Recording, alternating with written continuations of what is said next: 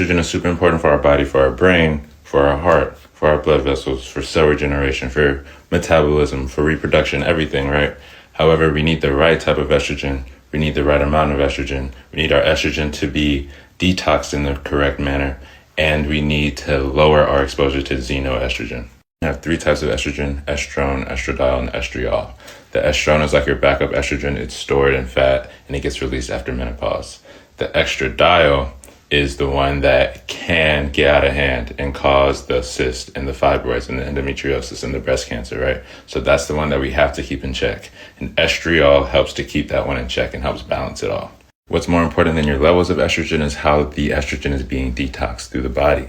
So there's 3 stages to the detoxification process. The first stage is determining the good or the bad estrogen. The first stage is hydroxylation. Your liver can detox the estrogen through 3 different pathways: a 2-OH pathway, a 4-OH pathway, and a 16-OH pathway.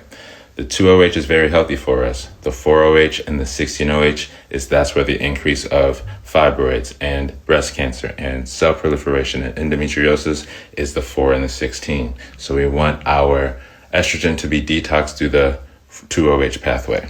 Once the estrogen is in its 2-OH pathway, now comes the methylation process. That's part 2. And you use folate, B6, B12, choline to pretty much turn the estrogen off. But if you are nutrient deficient in those nutrients, now the estrogen is going to be turned on and you're not going to detox it the proper way. Third stage is elimination. If you have an inflamed gut or a weak microbiome or bad bacteria in the microbiome, especially glucuronidase, it's going to literally reopen the estrogen, and all of that step 1 and step 2 just was for naught because it just reopened the estrogen and now the estrogen is back in the bloodstream. Bloating, constipation, acne, fibroids, endometriosis, all of that is because you are not eliminating it and the estrogen just got reopened in your gut.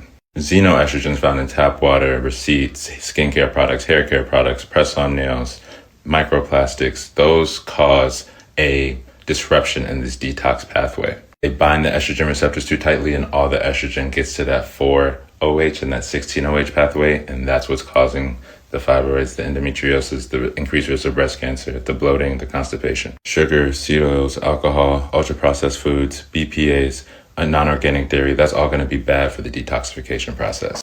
Eggs, green teas, mushrooms, fatty fish, your antioxidant foods, your polyphenol-rich foods, kimchi, your sauerkraut, your kefir, all of the fermented foods, your sourdough, that's going to be good for the detoxification pathway. Only eat fermented soy, tempeh, miso, natto, fermented tofu. Stay away from soy milk, fake meats, non-organic tofu, and edamame.